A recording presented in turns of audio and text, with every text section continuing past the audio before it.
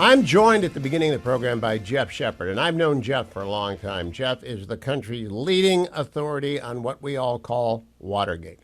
Jeff and I did an 8-part series on Watergate for the Nixon Library a few years back. Jeff has written many books about Watergate. His most recent is The Nixon Conspiracy. Jeff is the expert because he was also a lawyer in the Nixon White House from day one until the last day.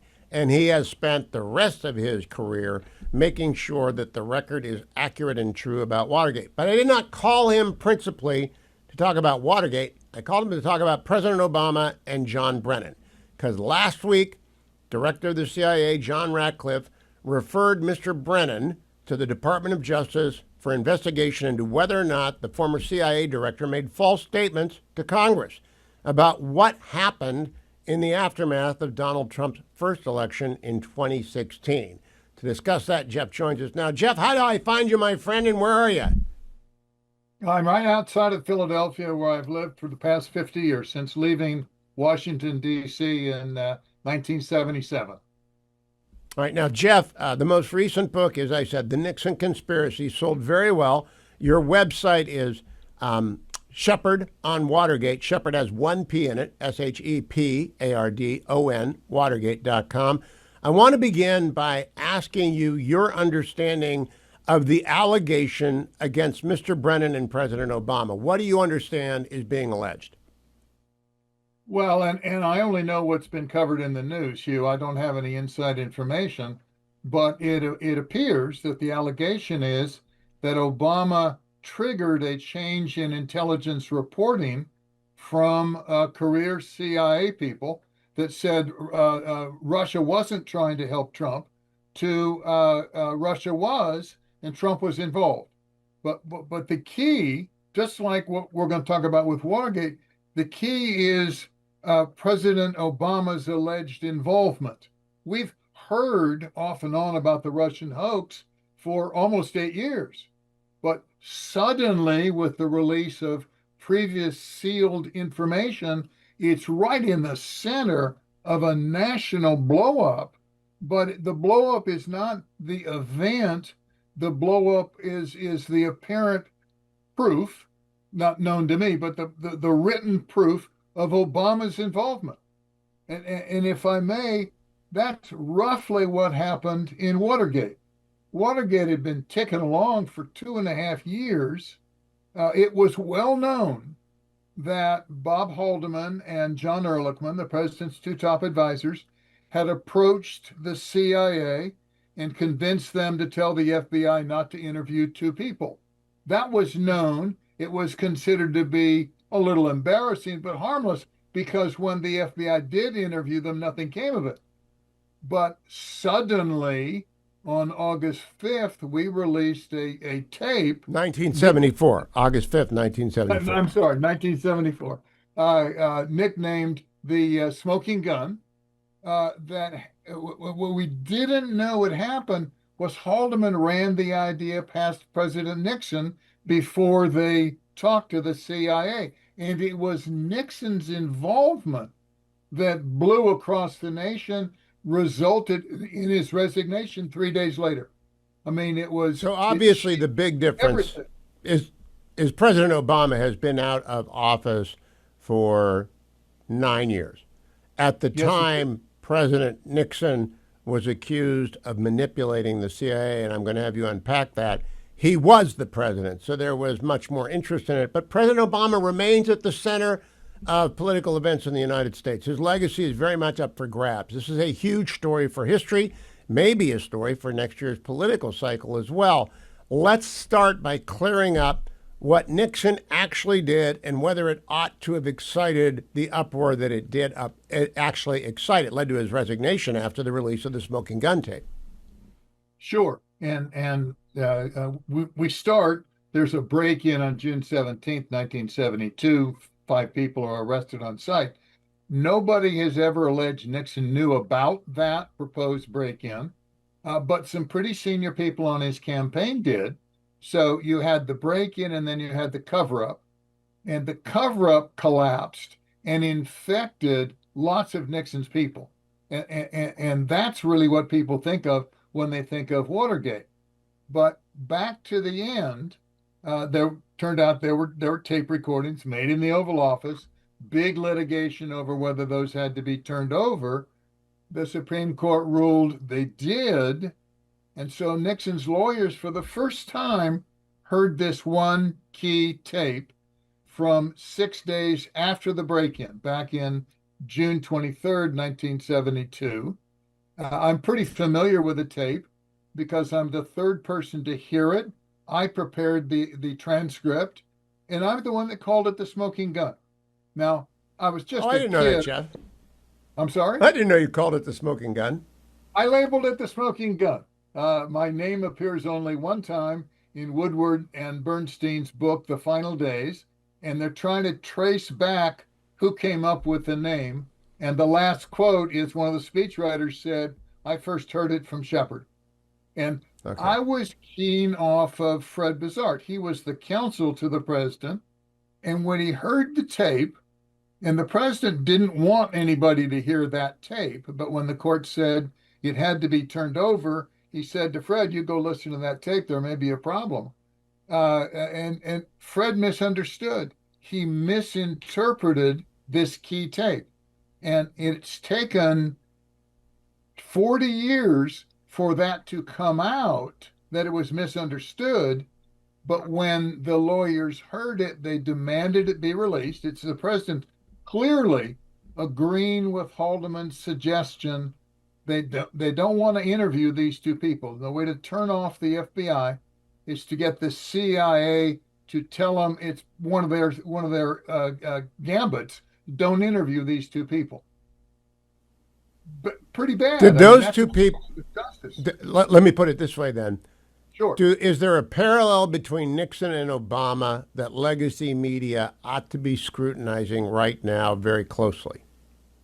Well, it seems to me that it's the opposite. But again, I know Watergate and I'm no inside expert on today. The way I understand it is the CIA report was there was no Russian involvement in trying to throw the election for Trump, and they reversed that. They asked for a new study, and everybody insisted on the Steele dossier. I mean, the top Clapper and Brennan insisted on the inclusion of that disreputable dossier and turned the whole thing around. That's not what happened in Watergate at all. In Watergate, what had happened, which was an effort to protect the identities of two Democrat donors who'd given money to Nixon under pledge of absolute secrecy. That's what they were trying to keep from coming out, had nothing to do with Watergate. But when it came out and the lawyers misunderstood, I mean, the tape's pretty clear. You can hear him. You can hear Nixon concur in the idea of getting the CIA to turn this thing off. When that came out, Nixon's support evaporated. And as I mentioned at the beginning of the show, 3 days after that tape became public, he resigns in disgrace. So, Jeff, the big thing I want the audience to take away is presidents ought not to direct the CIA to do political things. Do we agree on that general proposition applicable to all presidents since the CIA was founded in post-World War II? Absolutely. You remember Schumer saying you don't mess with the intelligence agencies because they'll get you. We have to have, from the CIA and from the FBI, perfectly straight law enforcement and intelligence gathering. If that becomes politicized, it goes to the very heart of our democracy, because they have incredible authority, incredible power, but it's got to be restrained. They got to hold the straight and narrow. And to the knowledge that you have, and you have the same knowledge I do, which is John Ratcliffe sent a memo over to DOJ recommending that they investigate Brennan for perjury before Congress. Yes. Were any of the Watergate defendants prosecuted for perjury before Congress? Yes. The top three.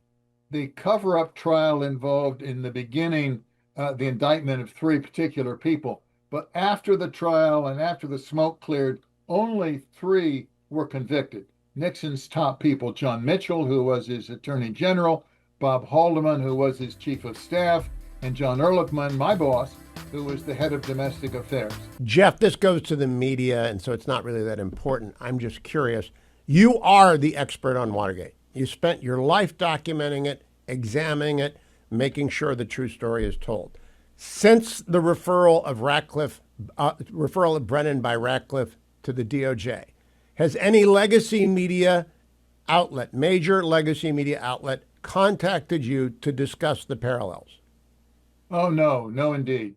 No, legacy media has contacted me. You know me, and you know what I know, and you can see the parallels.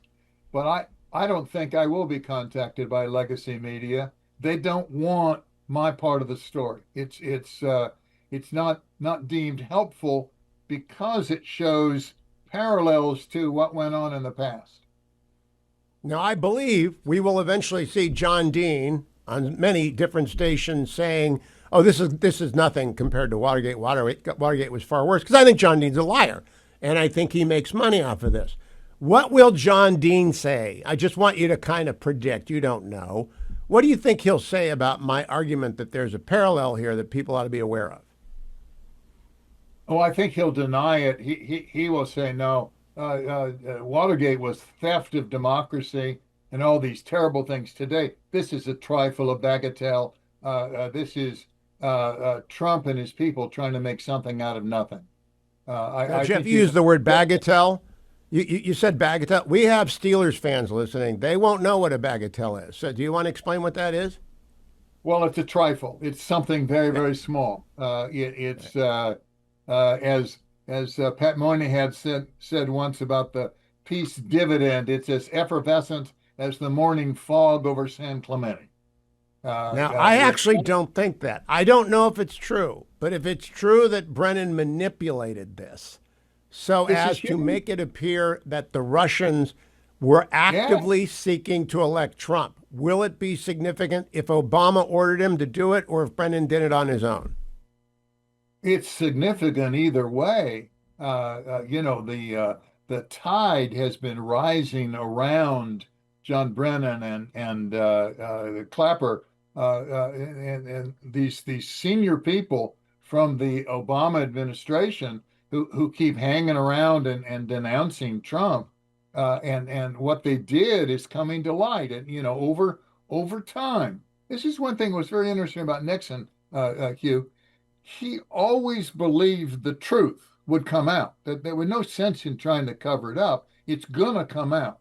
And what's happening today, and what we're seeing, is the truth is starting to come out. Now, in my view, it's taken 50 years for the truth to start to emerge about Watergate. My guest is Jeff Shepard, Esquire, and you can follow him on X at GEOFF Shepard with one P ESQ at Jeff Shepard Esquire. He's the country's leading authority on Watergate, and there is no second place. It's just Jeff.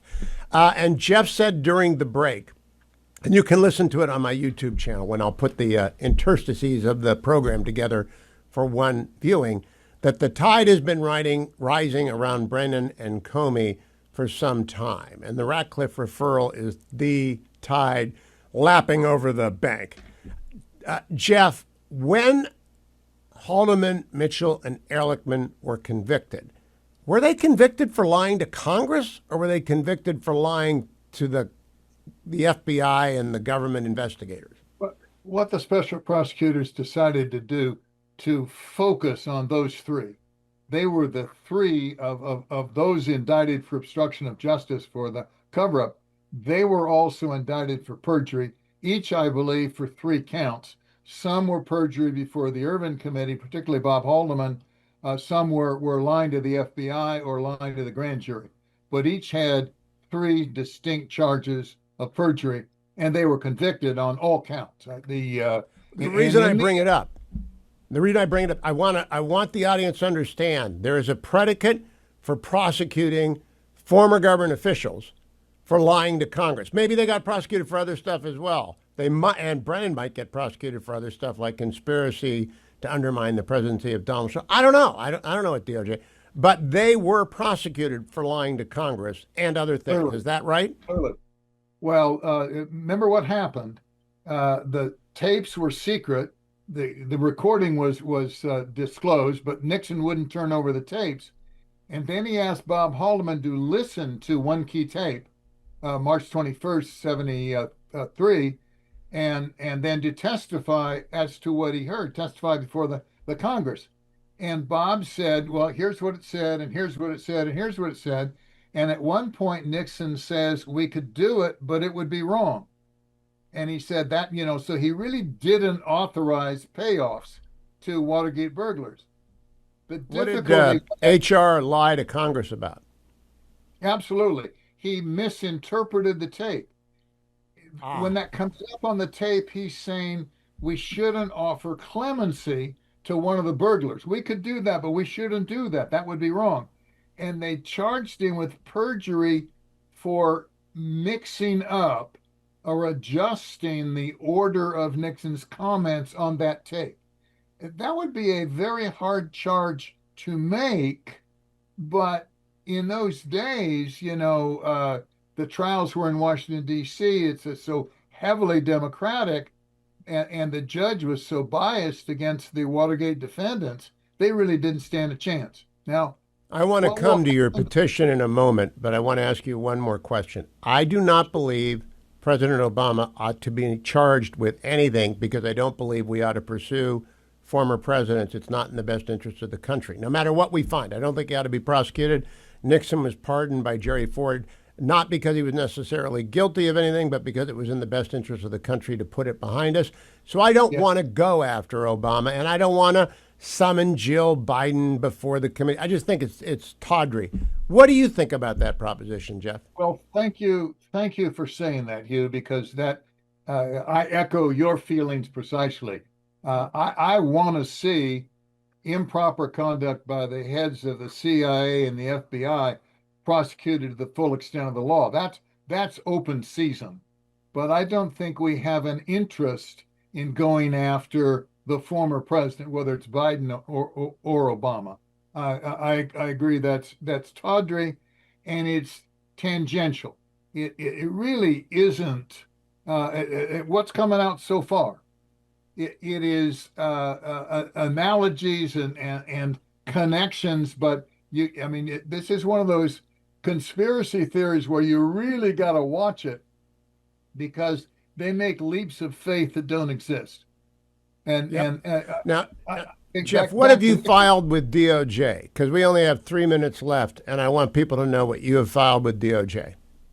Well, in the course of my 20 years of examining the internal records of the Special Prosecution Force, I've come across written proof of secret meetings with the judges, 3 separate federal judges, suppression of exculpatory evidence, evidence that would have helped the defendant that the prosecutors had, they didn't turn over, misrepresentations and falsehoods made to the grand jury and to the Congress. And I've concluded that the government cheated in getting Nixon and his top assistants, and justice requires that be recognized.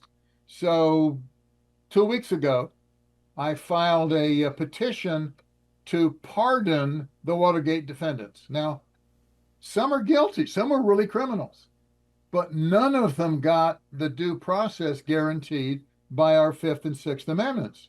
So, as you know, you're a lawyer, you're a constitutional lawyer. If you don't get a fair trial, you can't be found guilty. And the prosecutors cheated, and it's all over their records. You go on my website, and there's got to be 100 internal memos that document they hated Nixon so much, they hated his people so much, and they were so partisan. They cut all these corners in order to drive Nixon from office and to secure convictions against his top people. And it's there in the written record. Now, come back to today. We may find a lot of stuff coming out over time. This last week's disclosures were certainly a bombshell. But I hope the focus of Congress, focus of the Department of Justice is on the CIA and the FBI for what they appear to have done in order to get Trump. Well, what I hope, Jeff Shepard, is that someone at the Department of Justice sees this or hears this and calls you up and asks you to join the strike force so that they get history's perspective. You kept your law license going, haven't you, my friend? Yes, indeed. Okay, special counsel Jeff Shepard, you're looking at him, America. Attorney General Bondi, that's the guy you want right there, Jeff Shepard. Go to Shepard on Watergate. He will know the law. He will know what CIA directors can and cannot do.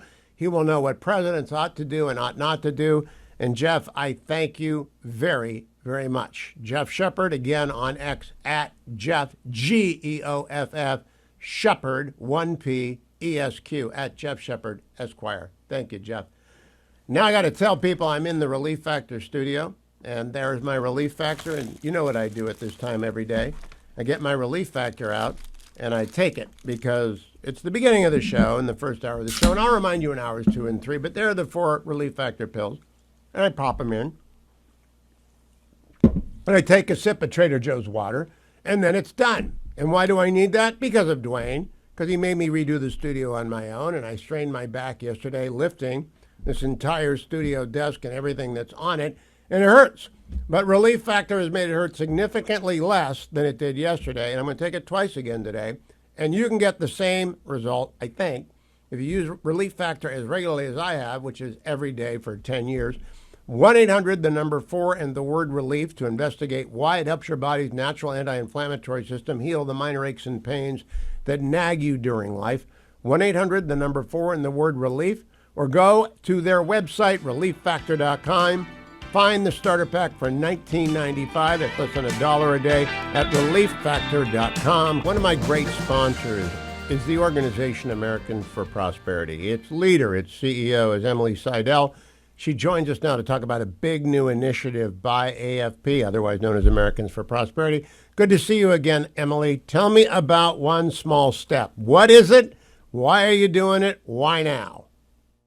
Well, Hugh, it's great to be with you as always. Look, we're coming up on America's 250th anniversary. And so that should obviously be a celebration, also a unifying moment, I think, to reflect and recommit and rally around the things that made this country the greatest, the freest and most prosperous country on earth, our core principles that were present at the founding of our country 250 years ago. But I'd also say it's not just the 250th anniversary of our country. This is also a unique moment for us as Americans. I don't know if you saw the recent Gallup poll that shows that pride in being an American is at an all-time low. Only 58% of Americans say that they are proud. And if you look at the crosstabs, you can see that it's even lower amongst younger generations. And for us, that's just this flashing red warning sign. Because if we forget and if future generations forget what makes this country so special, then we're not going to have the active citizenry to protect it. And so One Small Step is our campaign. It's our contribution to the celebration for America's 250th, but it's also our answer to the moment that we feel like we're in as a country. We want to show people that they can rediscover what made this country work, and they can make a difference in making sure that it continues to guide our country for the next 250 years. Now, Emily, I want to underscore for the audience who's watching on the Salem News Channel or listening on any of my radio affiliates, the website for this effort is takeonesmallstep.com. Takeonesmallstep.com. It's a verb. Take one small step.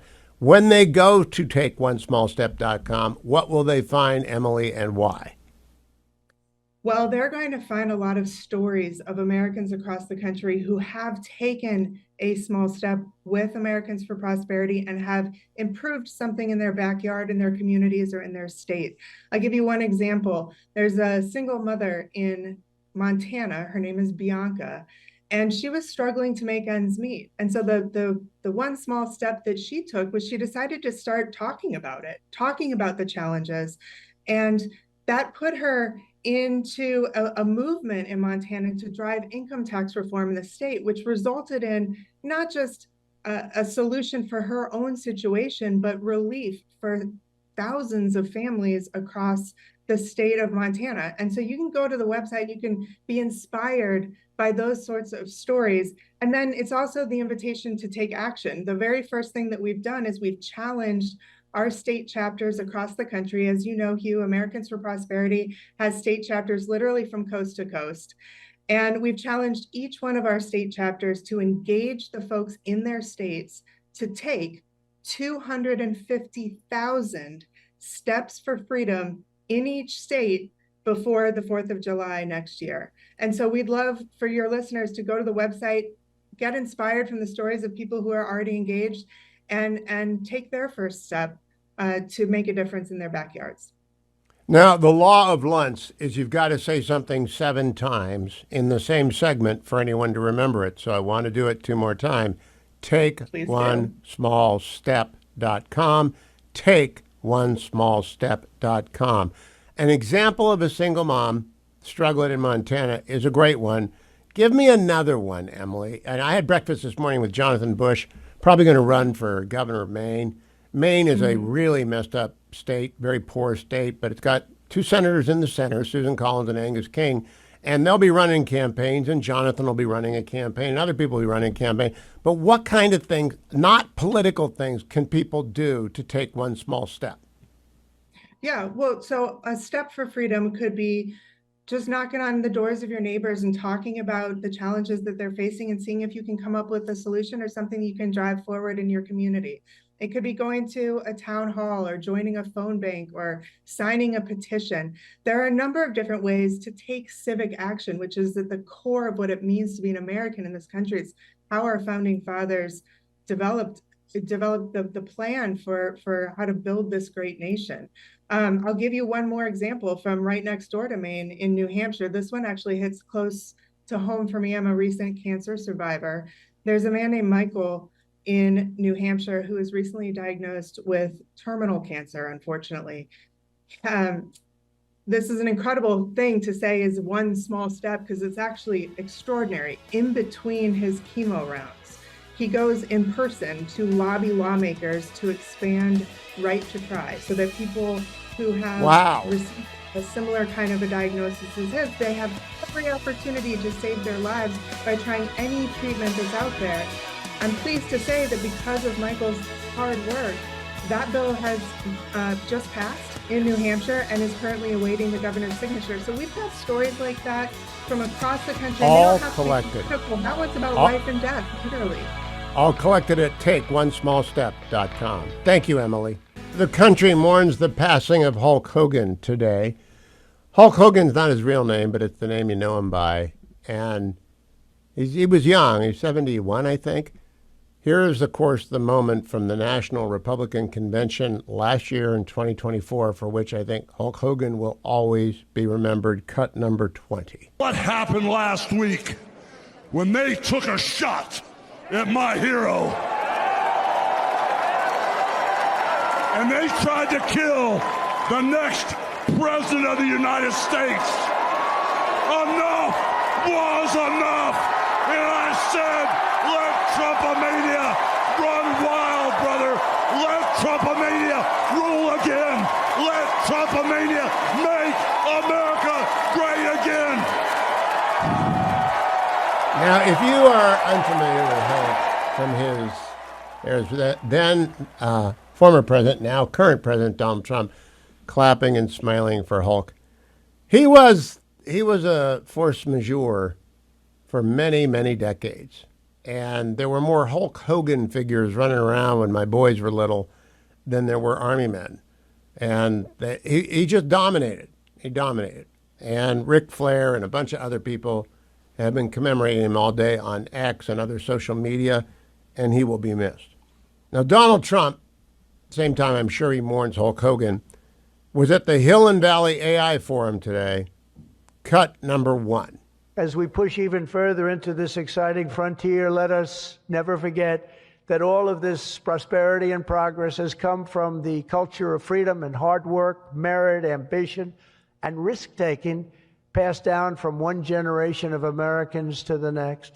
Silicon Valley rose to wealth, fame, and glory by exemplifying these values, and it will win this race not by rejecting them, but by embracing them like they have never been embraced before.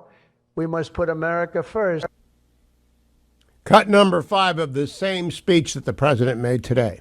And perhaps most importantly, winning the AI race will demand a new spirit of patriotism and national loyalty in Silicon Valley and long beyond Silicon Valley.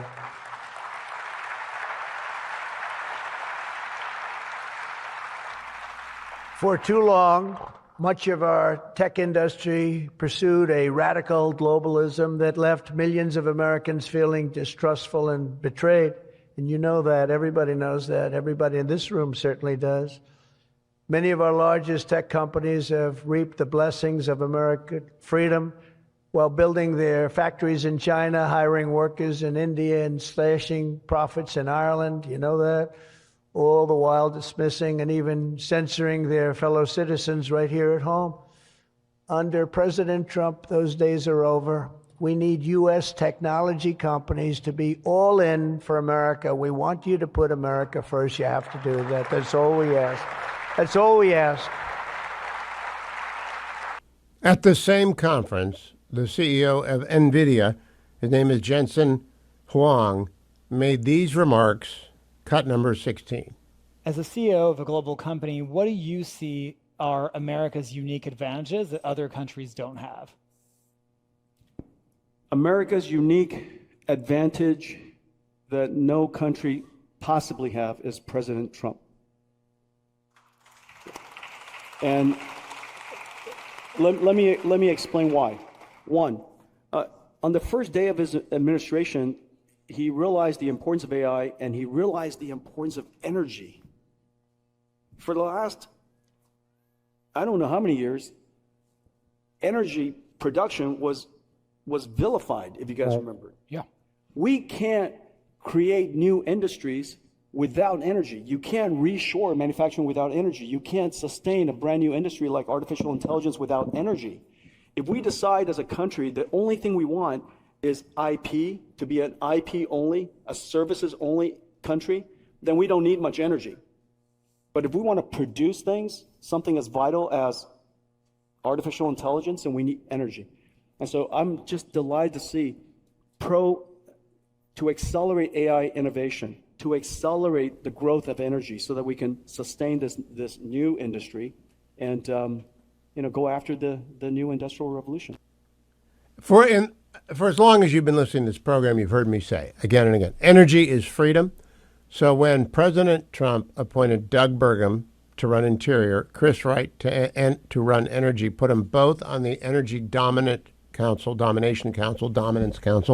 Doug Burgum is the chair, Chris Wright, Secretary of Energy, the co-chair. He's serious. We got to get to small modular reactors, small nuclear reactors soon and fast. I mean, really fast. We got to get there.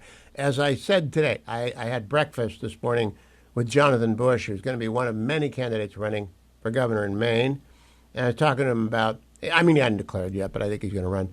Talking to him about his priorities. The priority is small business and housing and getting this economy in Maine out of the doldrums. It's a pretty small state. It's 1.3, and it's a poor state. People don't know that. It's a poor state because a lot of the old industries are gone. To do anything, they want to bring AI here, which is great. They want to put AI Learning Center, Northeastern University is building a big thing. They're going to need energy. They're going to need small modular reactors. And I found out that Jonathan was interested in that when I was listening to his podcast, Maine for Keeps, and he interviewed a former nuclear submarine officer talking about we've got to have nuclear energy. He's right. She's right. Got to have it. Absolutely got to have it. By the way, how are you going to get businesses to invest? Majority Leader John Thune gave a very interesting interview to the Ruthless podcast today. Give a listen to one of the things he said about the One Big Beautiful Bill, cut number 8. Is right. Right, and I think the tax piece of this, not only did we avoid the $4 trillion tax increase at the end of the year, but there were other pieces added to it: no tax on tips, no tax on overtime, an increased deduction for seniors on Social Security. For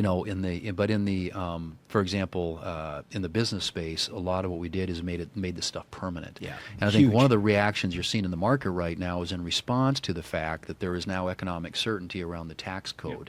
Instead of having to come back and do this in 6 or 8 8 years.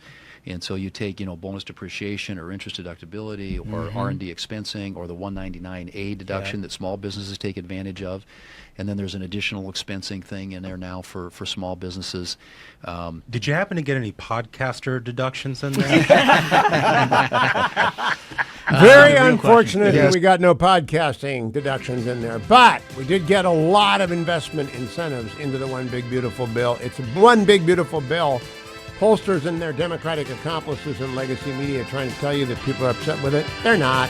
They're going to love it, and the economy's going to boom. For the last few weeks now, I've been asking you to join with our partner sponsor, Food for the Poor, to help people in Texas who lost everything in the flood. Some people lost children. You can't replace that. But a lot of people lost their homes and all their belongings, and Food for the Poor is rushing relief there. Now, some of you have asked yourself, what can my small donation do in that cataclysm of misery? Give a listen to Lizzie Perales talking about just that.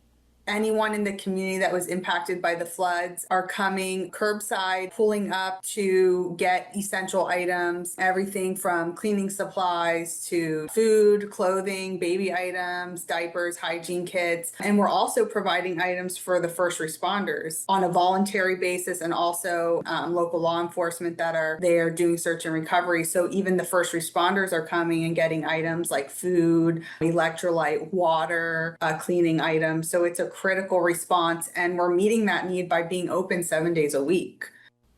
So thank you in advance. And if you haven't yet contributed, please go find that banner at the top of HughHewitt.com, Help Texas. Or you can text my name, Hewitt, to 51555. They'll send you a secure link. Help Texas is secure too. But just HEWITT, text that to 51555 or call the old-fashioned way, snail calling. 855-359-4673. 855-359-4673. One more time, because we really need your help. 855-359-4673. Now, while I have a moment, I want to tell you about Consumer Cellular. Everybody's got one of these. I'm holding up for Salem News Channel my cell phone, Cleveland Brown Orange. Had a bad day for the Browns yesterday, but we're not going to talk about that today. I got my cell phone right here, and I got another one for different purposes at home. Why do I have two cell phones? Because I need them for different. One for work, only for work. One only for family. Now, not many people do that. They're not journalists. But if you only have one, and you're only using the amount of data that anyone 50 and older use, which isn't much, unless you're a journalist or you're a movie maker, you're just not using that much data. You don't need unlimited data. Now, if you want unlimited data because you don't worry about it, and you're over 50, Consumer Cellular is for you. To call Consumer Cellular, you call 1-800-411-4454.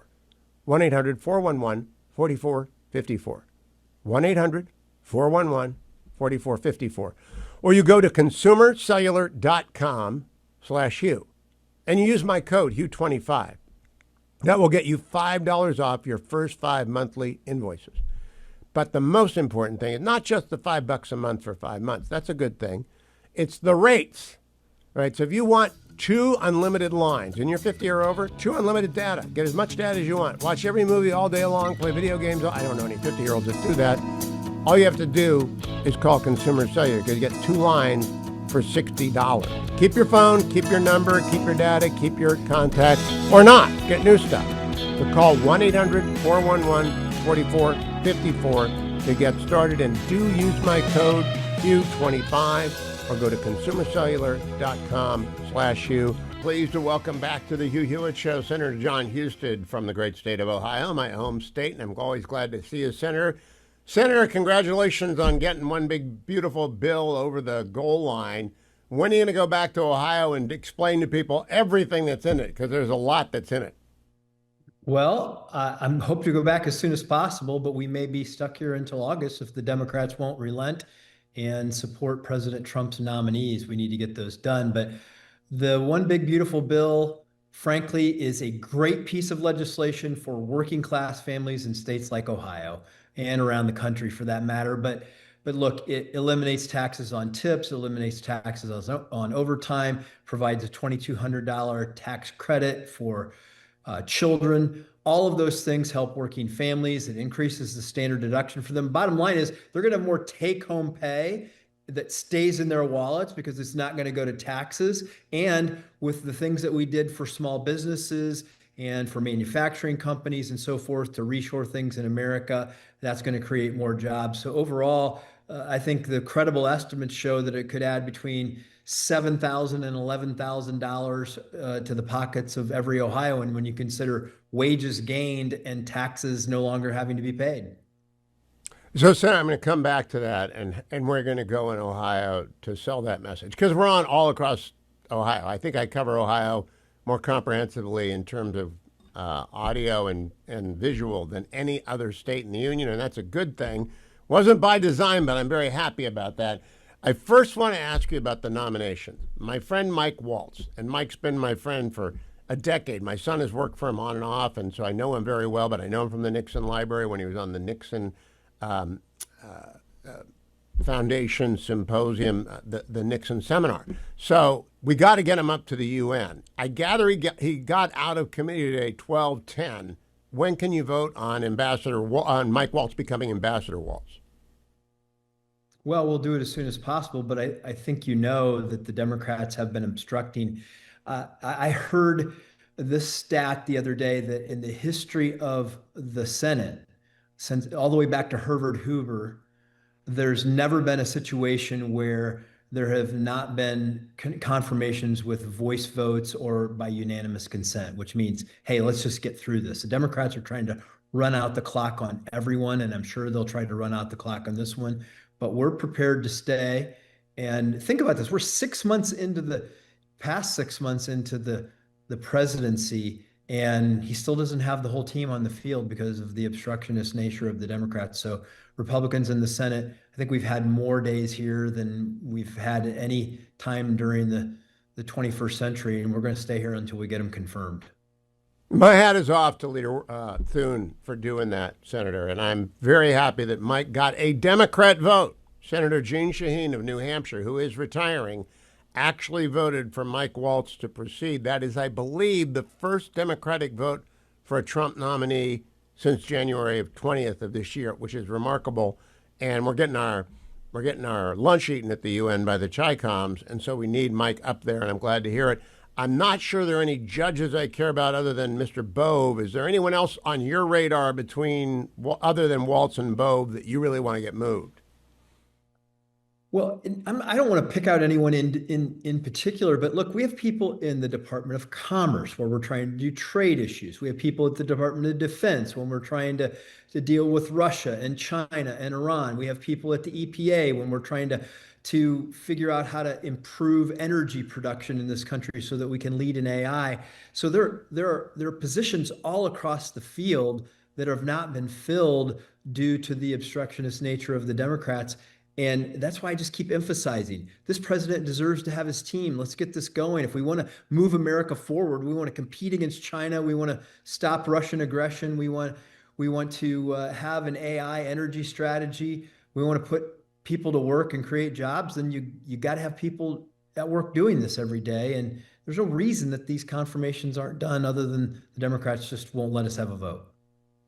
Now, Senator, I listened earlier today to an interview that Leader Thune did with our friends over at the Ruthless Podcast, and it turned to NIL. And I was all ears because the last time I addressed the Republican conference, I came in, when the conference gets together for donuts and coffee, and I thought we would be talking about this and that and the other thing. And the first question came from outgoing Senator Richard Burr, who wanted to know about what I thought about NIL. And my response was a bit cheeky. I said, well, don't do anything. Ohio State has first mover advantage. And we had a good laugh. And then they proceeded to tell me why NIL would never get out of the Senate. Now, the leader made news on the Ruthless Podcast. He suggested maybe there needs to be a federal preemption statute setting some boundaries and guidelines for NIL and for college athletics. What do you think about that? Well, that's what the colleges are asking for, frankly. We need to have an even playing field. You can't have one state having one set of rules, another state having another set of rules. And right now it's kind of the wild, wild west. It's very rare, but sometimes people actually come to you and say, please regulate us. Please save us from ourselves. That's what the situation we have right now with college sports is, that to save it, I think you've got to set some guardrails around it, or it's gonna go off the road. And it's probably pretty close to already being there. So I would be in favor of working with the universities, which we have been, at setting some standards about how NIL should work. I think it's going to be good for college athletics if we get that done. If not, I think it jeopardizes college athletics as we know it. Senator, I didn't go to Columbus. I just root for them. And when you go back in the August break, whenever it begins, whether it's in 10 days or 20 days, whenever it begins, wherever you go to do a town hall, you're going to get asked about NIL. Do you anticipate that? I mean, I think that's what's going to happen. Yeah, look, sports fans want to have these questions answered. Ohio State's got a big game with Texas at the end of August, right? So this is, and Ted Cruz is the chairman of the committee where the NIL issues are being addressed. So there's going to be a buzz about this, and I'm prepared. To support the compromise that I think that is being engineered right now. Yeah, I like Senator Cruz's addition to the One Big Beautiful Bill of a $1,700 tax credit for scholarship funds for K through 12. I wouldn't let him run the NIL, though. I'm afraid that he will absolutely just cut a special deal for Texas athletes. So keep an eye on that for me. Well, that's why the rules have to be the same for everyone. Us folks in the Big Ten, we've been laughing for a while that now we're starting to win national championships because we can pay our athletes like everybody else has been for a while. So there you go. Now, I know what the Democrats are going to do. They're going to, if you hold town halls, they're going to stack them with AstroTurf activists who are going to say you cut Medicaid and threw people off of Medicaid. How are you going to respond, Senator? Well, that's a flat out lie, because in Ohio, we've been running Medicaid responsibly. In states like ours, hospitals are going to see a big increase in Medicaid funding, quite frankly. I have thank you letters from hospitals saying, thank you, Senator Husted, thank you, Senator Moreno, my Republican colleague from Ohio, for making sure that rural hospitals and hospitals were looked out for in the Big Beautiful Bill. It's a false narrative that people like Chuck Schumer are trying to peddle. It's not true in places like Ohio. The only thing that's going to happen, the only big reform that's going to happen where somebody needs to pay attention, is that if you're able-bodied, healthy adult and you don't have young children, well, now you're going to have to go to work 20 hours a week in return for the generous benefits that are funded by your neighbors and the taxpayers of this country. And so, yes, there's going to be some more accountability. Yes, if you're capable of working, we're going to ask you to do something in return for those benefits. And yes, the states that have been abusing the Medicaid system by paying for health care for illegal immigrants, we're going to stop you from doing that. That's what they're worried about in places like New York and California, is they've been abusing the system, and we're going to stop that from happening. Senator, you've got to reelect in 26. Now, it's a pretty red state now, pretty red. Even Trumbull, Mahoning, and Ashtabula counties have gone from deep blue to dark red. Nevertheless, Democrats will throw someone at you, and it might be Sherrod Brown. He's like the guy who never quits, so he might be back.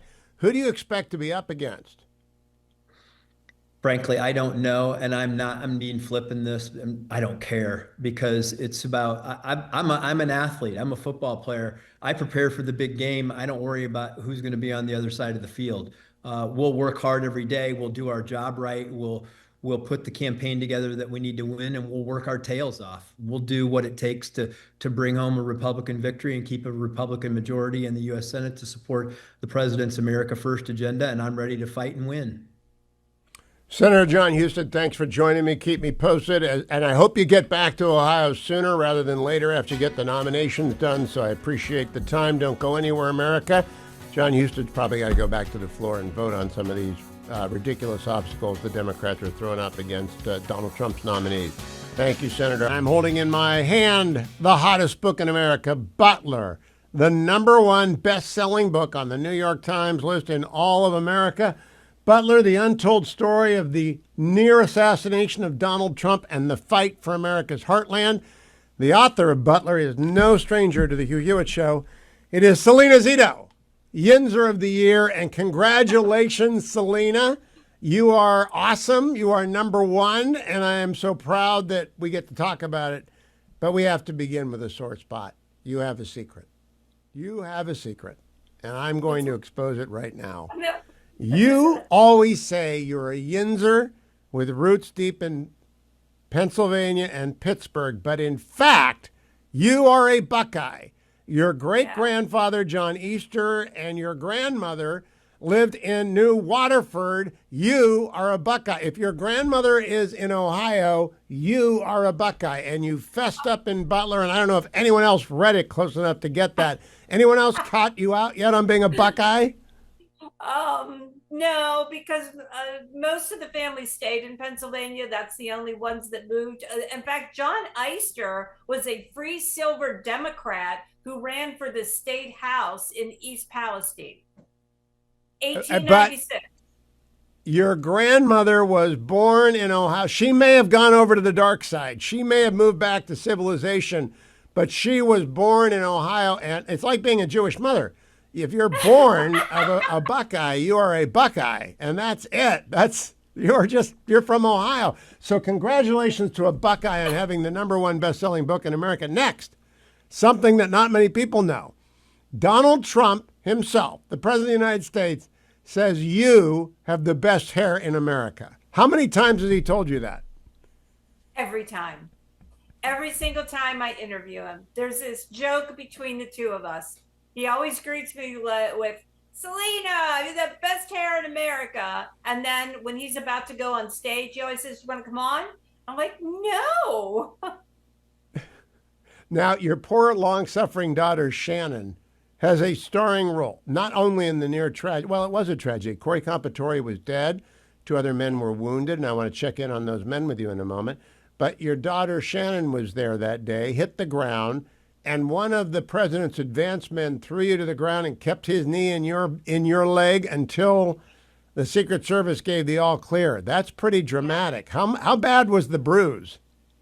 Oh, I had bruises everywhere because he threw me down and then he sort of dug his knee into my like middle thigh. So I had black and blue marks everywhere. It's like he held my arm down, like he held me down because apparently I was still working. And so I had bruises everywhere. Well, shock is not an uncommon thing after a terrible tragedy like a murder of Mr. Compatore and the wounding of your 2 fellow Yinzers. But I want to thank you. The detail of that entire day in Butler is remarkable. But Butler is about so much more than that. Are you surprised it's the number one book in America, or does the fact that President Trump helped pop you up and get it up there, and that might have had a help, don't you think? Absolutely. He tweeted about it 7 times and on Truth Social. But also, I have to give it up to all the people in this country that have read it. They're the ones that have made it number one. They're the ones who see their lives. If you read the book, you can see, I bet you see so many lives and so many experiences in that book, and so many things that I would come on your show and talk about that nobody else was talking about, not just that day, not just afterwards, but what was leading up to it and what happened after. And in particular, the reckoning, which is continuing to go on within our profession. Now, I'm on right now in Erie. Actually, I think I'm tape delayed on Talk Erie. And Talk Erie is 103.3 FM, 105.9 FM, and 1530 AM. Turns out Erie may be the most important county in the 3,300 counties of America. Because after I read your book, I went back and got all the border county numbers. And I want to let people know the border counties are the counties on either side of the state line between Ohio, God's country, and the cursed land of Pennsylvania. And in Ohio, Ashtabula County voted 63% for Donald Trump.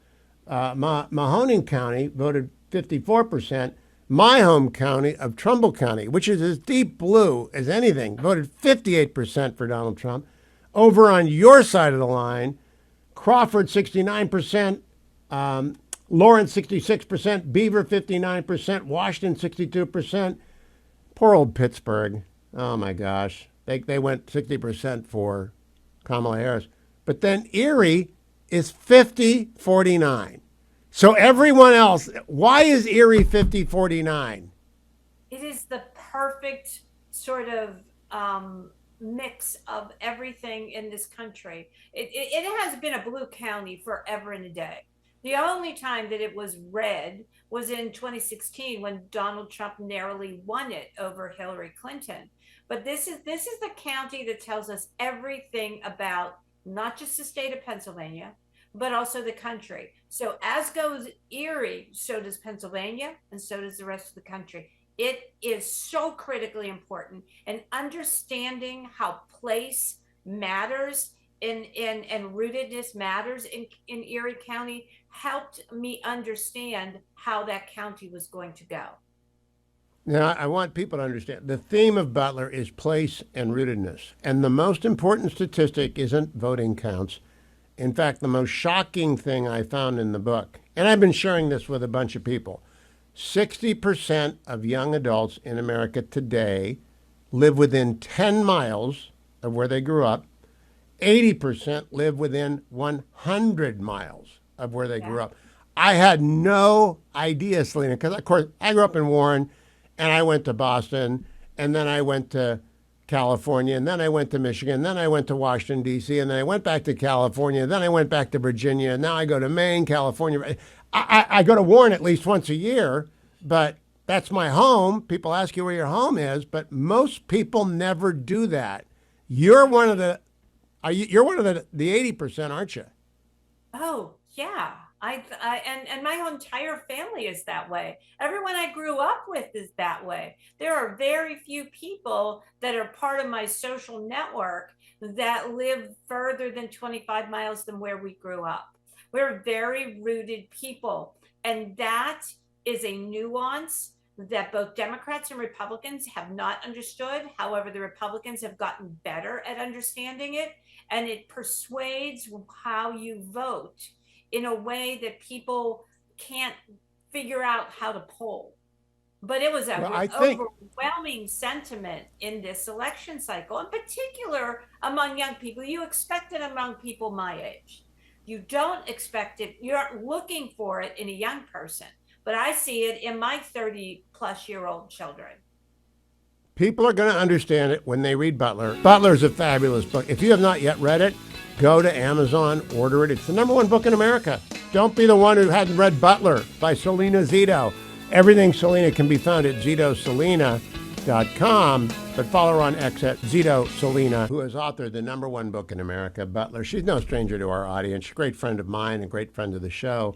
And Selena and I love to dig each other about her state of Pennsylvania, my state of Ohio. She's a Steelers fan. I'm a Browns fan. But we're neither of us a fan of CNN.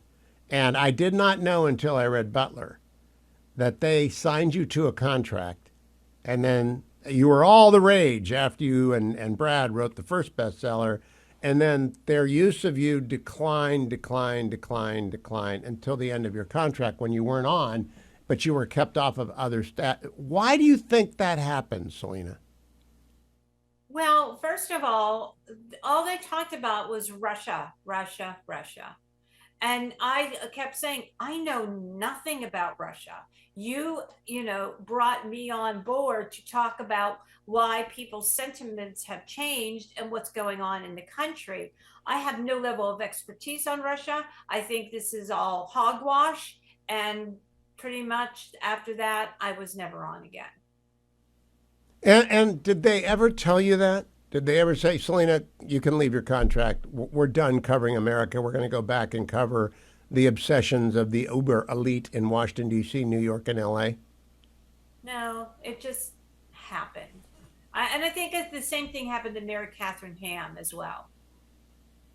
She did leave CNN, and I don't know why, but Mary Catherine is very rooted in North Carolina. She's one of those people like me who may have left our hometown, but whenever I talk to a presidential candidate, I want to know what they're going to do for my hometown.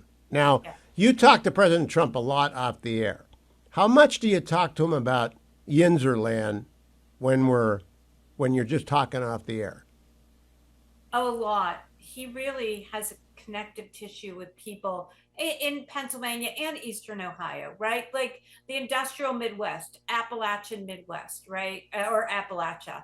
This and where does that come from? It comes from a guy who spent a lot of his career on the sidelines at construction sites, right?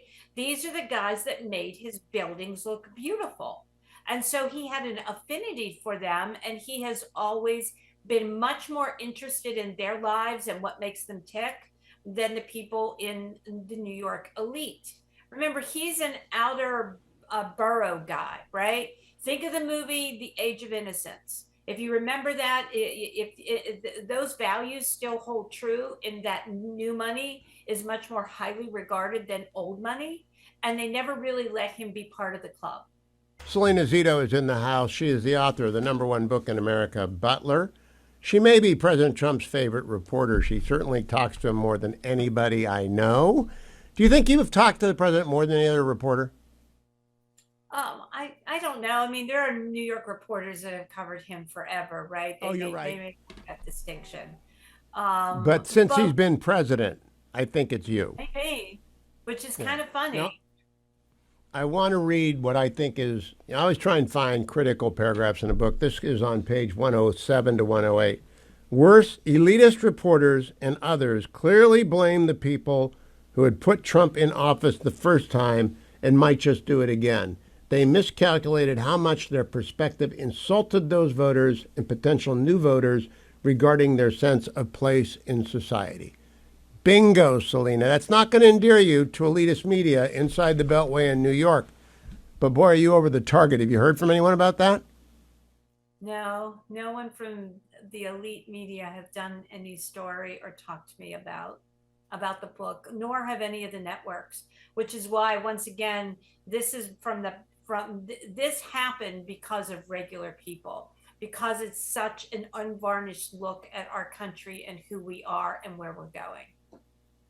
No one from legacy media has asked you, who have the best hair in America, the reporter who is closest to the president, who was 4 feet from President Trump, who he called the next day 7 times. He called you the day after he almost got killed 7 times. You dropped an F-bomb on him, which, by the way, is very un-Selena-like. I hope your mom and dad aren't, or your dad isn't listening. But I do want to ask you about David Deutsch and James Copenhagen-Hauer. Do I have the names right? I wrote them down on my scroll. I can't read them very well. Yes. How are they doing? They're doing fine. Okay. They were gravely injured, and David was in intensive care for a very, very long time. It was touch and go, but they are okay. I think I've told you this already. I'm so amazed by Susie Wiles, The Portrait of an Emergent Her, in another book, 2024. But the portrait of Chris LaCivita is just as amazing in this book. Have you heard from Chris? Does he like the way he's portrayed? Well, as a fellow Yinzer, yes, he hates to be the subject of any press, right? But he called me and said, you're really, really good. You really nailed exactly who I am. Because I grew up with people like LaCivita, and I know these guys, and he's like he reminds me of my brother, and so he was. What's very funny, right. He's got very high EQ, emotional intelligence. At one point, he sidles over to you and he says, "You really don't like to be the center of attention." I don't know what page that's on, but I remember that. You really don't want to be the center of attention when the president's doing his thing, do you? No, I mean, he did it at the U.S. Steel when U.S. Steel was announced in Pittsburgh, and everybody was looking at me, and I was sort of wanted to shrink inside my dress. But then he did it last week at the AI Energy Center, and I was just sort of brought up where you don't put yourself, it's not about you, because none of this is about me. Everything that I do is about telling everybody else's story. And so, I get uncomfortable with people paying attention because I don't do it for attention. I will tell you this, I will never be an influencer or be famous, because it is it is not something that is appealing to me. We have in common one thing, Selena. Well, we have a lot in common, even though you're a Yinzer and I'm from Ohio. The one thing we have in common is when President Trump name-checked us from a stadium front, you were on your way home because it was a long drive, and used the excuse I'm in the bathroom. He name-checked me at the National Religious Broadcasters Convention after I had done a speech before him. He was 2 hours late because there was lightning.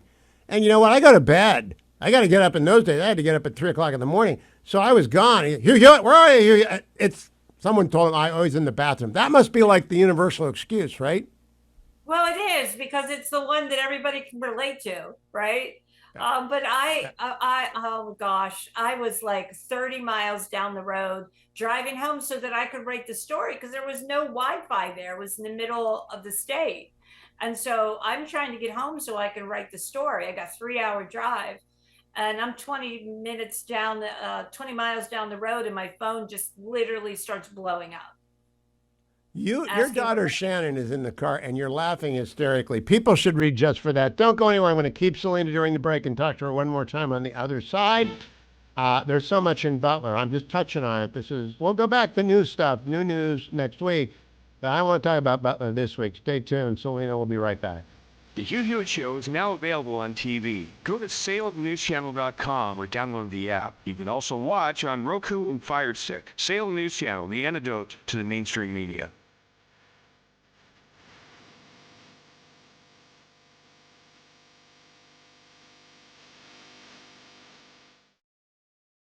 So, Selena, one of the great little touches in your book is tracing your family history and involving your family.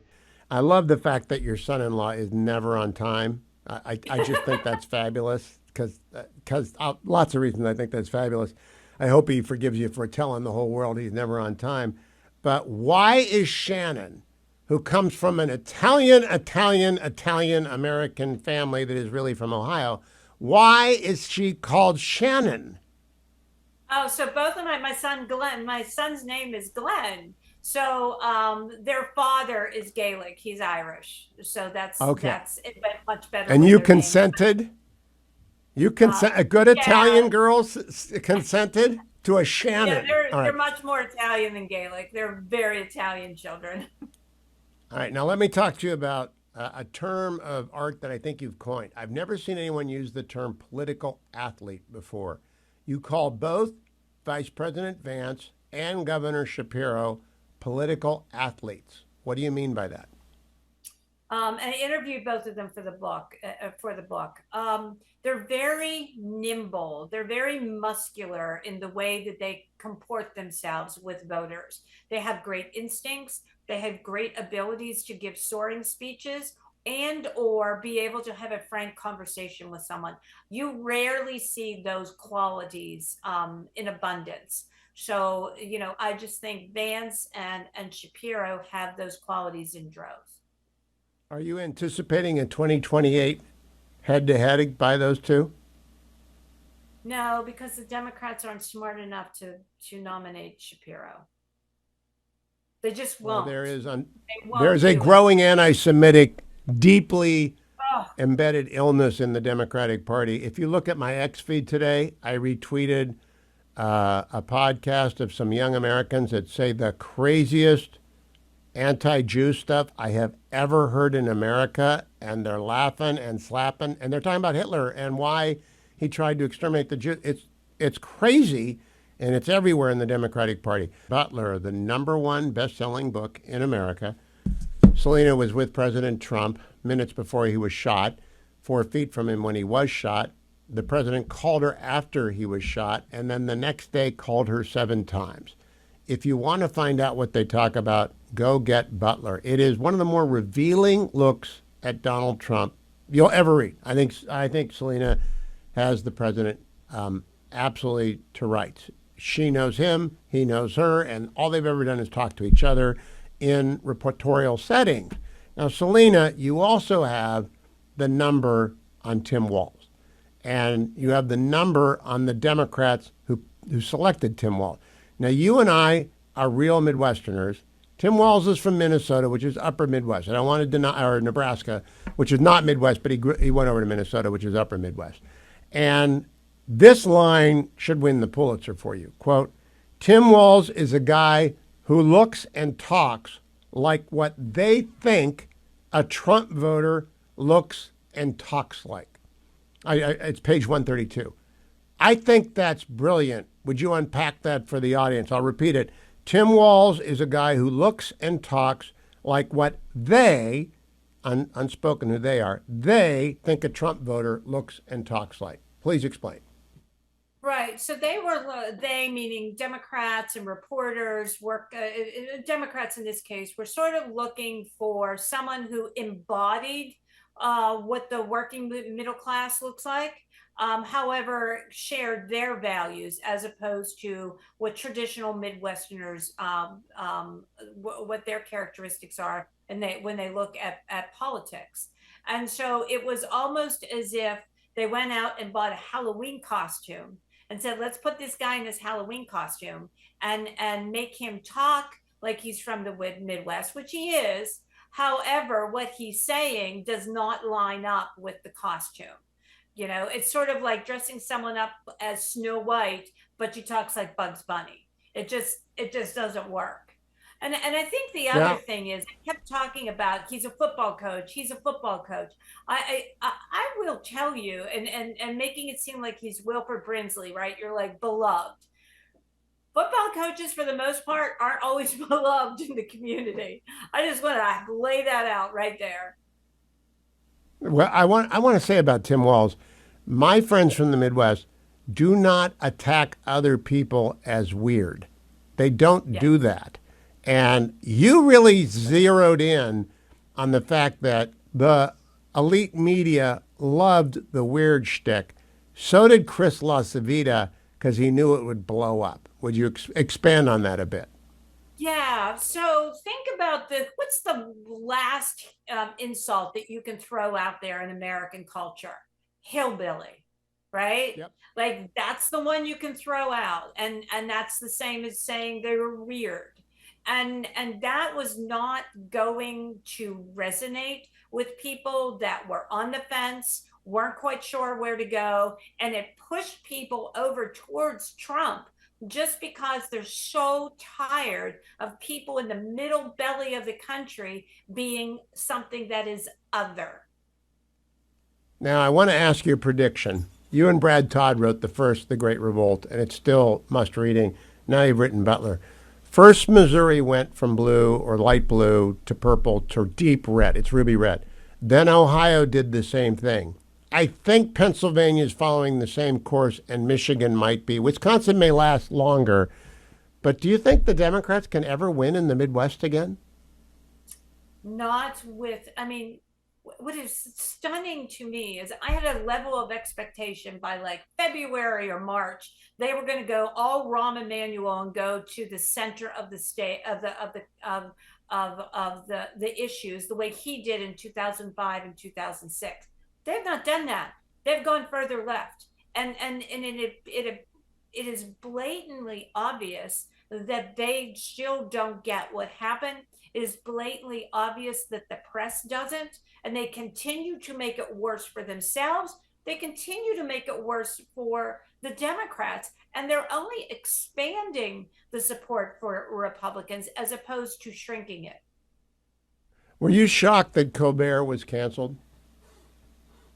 Don't you think it's interesting that on the day that a former waitress, cafeteria lady, and shampoo girl is the that went to community college, is the #1 New York Times bestseller, and on the same day that CBS, what were they called, the Diamond Network, they not only Tiffany Network. Colbert, yeah, Tiffany Network. They not only canceled Colbert, they canceled the entire show.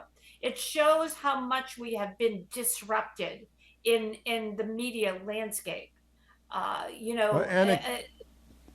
The anecdote I've saved for last is Chrissy Eckenrode. Tell people about Chrissy Eckenrode, because she's emblematic of everything that's happened. Chrissy Eckenrode should, on paper, be a Democrat. She's a suburban, college-educated, upper-middle-class mother of 2. She's actually expecting her 3rd right now. And two days, it was like 2 days after the president was shot. And I show up, she's at the soccer field, and she has like a Trump hat on and a t-shirt. And I've never seen her ever express, I had no idea how this young lady felt about American politics. And I looked at her and she goes, yeah, I know, right? You didn't know. However, if he can take a bullet for me, I can wear a hat. I'm tired of not expressing how I feel about American politics. It's the dam breaking, and I don't think they're going to get Western PA back. They might still own Philadelphia. It might still be a close state, but all eyes on Erie for 2028. Selena Zito, congratulations from the bottom of our heart. Dwayne and Adam and Harley and I are thrilled for you. It's a fabulous read. Butler is available in every bookstore and every airport. The Little Girl Who Could from Yinzerland, who is really a Buckeye, though. She's really from New Waterford, Ohio, and we'll never let her forget it now that her secret is out. Congratulations, Selena Zito. For all things Selena Zito, go to selenazito.com. Follow her on X at Zito Selena, and go to Amazon to order Butler. Pretty easy to remember that, even for the Yinzers, Butler. Thank you, Selena. I'm in the Relief Factor studio. I want to remind you, take your Relief Factor every day, and when your studio falls over on your back, you will be able to work the next day. That's what happened to me yesterday, and I'm kind of working today because I took Relief Factor, doubled down on it yesterday. It gets rid of the minor aches and pains that come when you lift the desk and everything goes off of it and you fall down. But that's okay, because Relief Factor is there for you when you do stupid things. Relief Factor is for people with minor aches and pains that come from either overexercise or doing the wrong thing, like that, or lifting the wrong carton of books. Call 1-800-4 and the word relief. Get the starter pack, $19.95, 3-week supply of Relief Factor for $19.95. That's less than $1 a day. Really does work. I've been taking it for 10 years. It's the only 11 now. The only supplement I have been taking for more than 20 years, and I don't intend to take any other because that's all I need. ReliefFactor.com. That's their website. Find the starter pack there, $19.95, ReliefFactor.com. Also want to remind you we are still and will continue to collect money through Food for the Poor, which is sponsoring a campaign to aid everyone in Texas. The devastation is extraordinary. So is the relief effort that Food for the Poor is mounting. I want to give you the phone number because I think that's the easiest way. Other than if you go to HughHewitt.com, you can hit the Help Texas button. But I also like people like to call in a donation. They're thinking about it. And you call, of course, now I can't find the number. 855-359-4673. 855-359-4673. One more time, every dollar is appreciated. They're all tax deductible, whether it's $5 or $50 or $500 or $5,000. It all goes right down to San Antonio. Thank you, thank you, thank you. 855-359-4673 to contribute. Now, if we can cut away to Generalissimo Dwayne in the Studio West production studio. Yes. There's Dwayne, and he's sitting in the production studio, which has been redone. Yes. Thanks to my never-ending effort to improve the look of that studio. But now go to Dwayne. And do you notice that he has a blue aura around his head? I do not. You most certainly do have a blue aura around your head. And I think that's a lighting issue. I am not making a bald joke. Yes, you are. No, I am not making a bald joke. I'm telling you, I'm going to be a material witness when Anderson Cooper sues you for intellectual copy and NIL theft. If anyone will look at that, and I'm talking to our friends at the Salem News Channel, we are on television across the country, and so we're redoing studios and have been for 3 years, and our audience is skyrocketing. Look at your backdrop. Okay, look at my backdrop again. My backdrop looks a lot better than your backdrop does, buddy. It's the same backdrop, and I want people to know I don't have a blue aura around my head, and it's not that he's bald. It's that he needs a light. You're not making a bald joke at all. I'm not making a bald joke. No, we need a light in that studio in front of you. There's all right? 7, 8 lights in this place. I know, but we need one in front of you. Ask Garrett, all right? Show him this picture. Go back one more time. I am not making it. That's an aura. Or maybe you're an angelic kind of figure, though no one in the company thinks so. Well, no, that's true. I am so glad that I'm doing the news with you today because there are a number of big stories. Number one, former Congressman Mike Waltz has been moved out of the Foreign Relations Committee, 1210, his nomination to become ambassador to the UN. And he got there because Jeanne Shaheen, a Democrat, voted for him.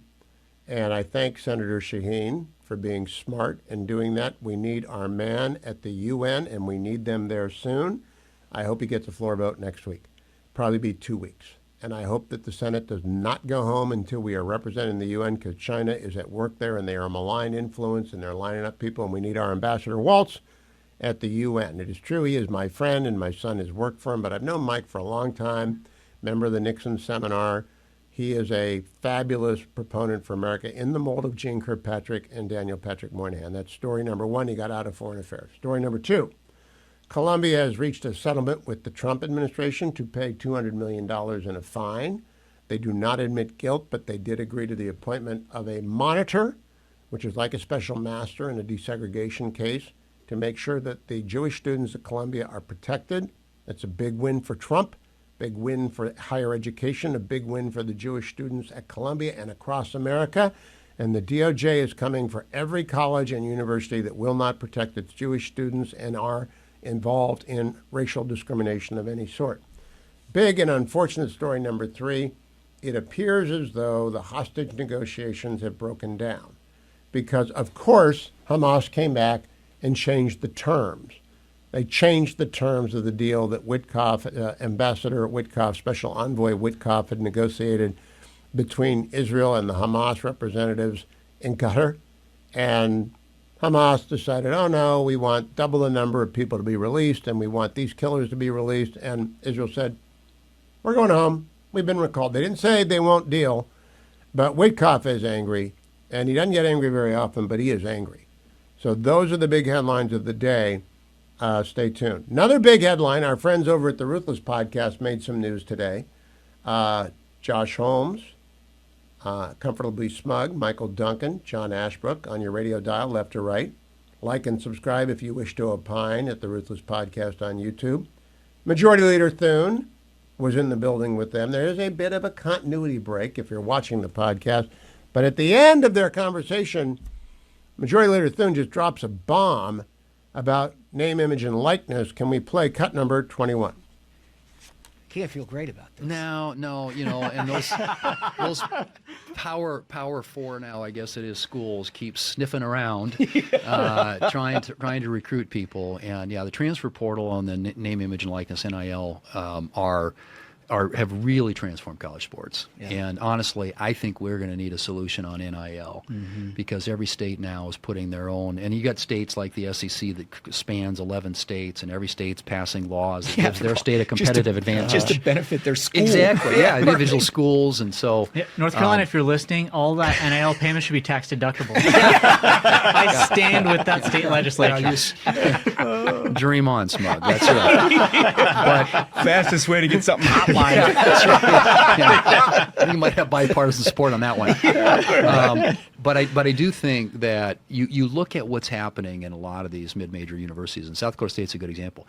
There are a ton of these kids that are going in the draft now. Yeah. I mean, the tight ends for the Philadelphia Eagles, for the Green Bay Packers, Tucker Kraft and Dallas Goedert, both SDSU grads, and we had a tackle that went he started last year for the Steelers. Yeah. And Mason McCormick. So you guys every are pumping year out there are those more big corn-fed fellas.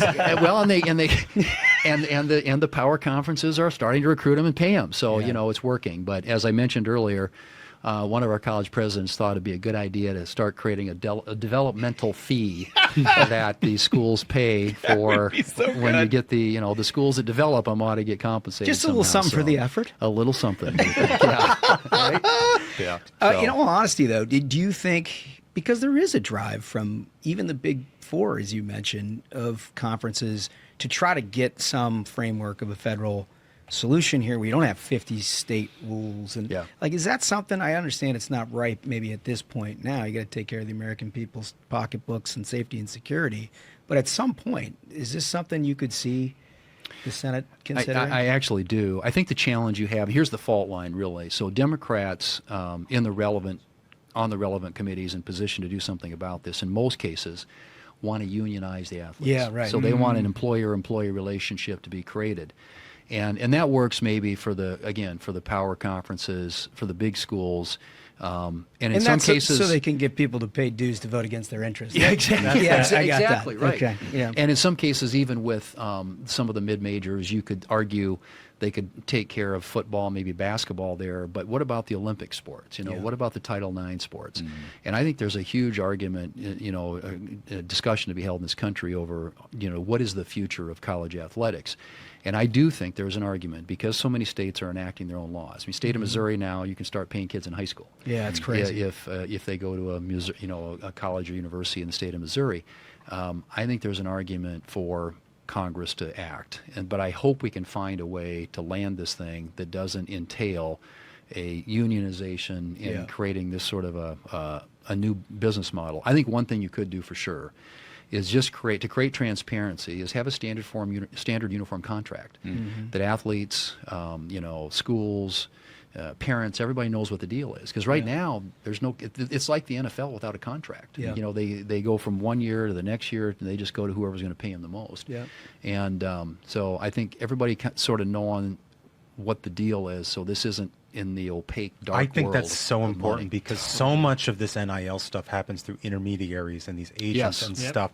And because it's sort of opaque, nobody really knows what their bargaining position is or how this contract's actually going to be written. Yeah. And it's not only it's bad for the kid, it's bad for their family, it's also bad for the school. Because you end up in a situation where nobody feels like they're getting out of it what they thought they would, and then you end up with kids who end up in the portal the next year, right? Yeah. And the agents are making bank. Right. I mean, they're the ones that are coming out on well on this, and in some cases they'll go to these kids and offer them, tell them, I'll go to the portal, I'll get you an NIL deal on the back end, and it doesn't materialize. In fact, they tell me that about half of them that's true. Yeah, they come up with nothing. So, but the agents always come out ahead. So there is a sweet spot there, I think. And I'm hoping, and it is, it's not like there are a lot of other things.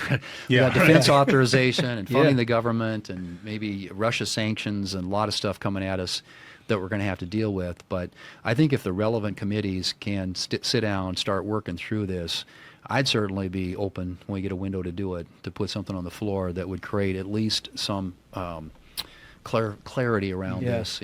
All right, now that is whether you know it or not. That's news. Because I got to tell you, 3 years ago, when Senator Blunt had someone cancel on him, I got a phone call. I'm like the designated, there's no one to talk to the Republican conference this week. Call Hewitt. He'll do it anytime. And when I'm in town, I am happy to go. I've only done it twice. But Senator Blunt called up and he said, can you do the Republican conference meeting once a week, donuts, coffee? I said, sure. Who canceled? He said, it doesn't matter. And it was like with 1 day notice. But I said, I'll come over. And did the conference. And the first question came from retiring Senator Burr, who never much liked me. He said, say, you're such a smart guy. What do we do about NIL? And my answer was, well, I hope nothing. Ohio State has first mover advantage. Got a laugh out of everyone. And then, much to the chagrin of Senator Shelley Moore Capito on my left and Senator Susan Collins on my right, who I'm sure are good sports fans, but really not like the men in the room, an hour and a half later we break. And all we've talked about is NIL. But the bottom line, I'm not going to quote anyone, but it was said by a senator, it will never pass because of the opposition of Democrat X, Y, and Z. And I said, okay, well, I just heard the majority leader say there's common ground. That's a big deal. That's why I have my Ruthless merch right here. You got to listen to the Ruthless podcast if you want to be smart. Now, they're a big deal. In fact, did you see Josh Holmes in that clip? If you're watching on the Salem News Channel, or if you go to YouTube and you like and subscribe, you can see that Josh Holmes is now wearing 3 buttons open on his shirt. And if we can go back and just play a little bit of that clip, Josh Holmes is immediately next to the leader. And if you look at Holmes, he's got his shirt buttoned down to his navel like Tom Jones used to do it. Tom Jones was a famous, you see that? You see that? He doesn't have any chest hair, though. I don't know what the deal is, but Tom Jones had chest hair. Josh Holmes and Tom Jones have the same look. And I'm aware of that, and I salute you, Josh. But that's a big deal for college sports. That is my Sports Minute, and my salute to the fellas. You should be liking, subscribe, Ruthless podcast, liking and subscribe Hugh Hewitt as well over at YouTube, where you'll find Selena Zito, and you'll find Jeff Shepard, and you'll find a bunch of stuff coming after the break. David Bahnsen joined me because the trade deals are getting done. David was a big skeptic about this. Market does not seem to mind. The market does not seem to mind at all. I'm going to ask David Bahnsen what he thinks is going on. Joined by David Bahnsen from the West Coast. David is the founder and managing partner of the Bahnsen Group. You can read all about what David thinks daily at dividendcafe.com. David does not like tariffs and taxes. And he has to explain to me why all these tariffs are in place and the market's going to new highs. Why is that, David? The biggest thing that brought markets to new high is the president backing off of doing all the tariffs he threatened to do. So tariffs become a much bigger problem when they actually happen than when they get talked about. But there are some new tariffs that have gone on. It's a tiny fraction of what was discussed on April 2nd, Liberation Day. But nevertheless, there is a cost to the economy, and a lot of these are brand new. There's multiple objectives from a policy standpoint that the administration has with the tariffs, and some of those are not going to come together. Some of them will, and I want to call balls and strikes as we go. But again, Hugh, when the market dropped 5,000 points in 4 days in the immediate aftermath, and then all of those threats were repealed, and then in the 145% threat on China, and that was taken away, and a full, complete exemption for semiconductors and this little thing called smartphones that a couple Americans have. The waivers and exceptions change the game quite a bit, but there are higher tariff costs, but they're just not at the gravity that many of us were concerned about.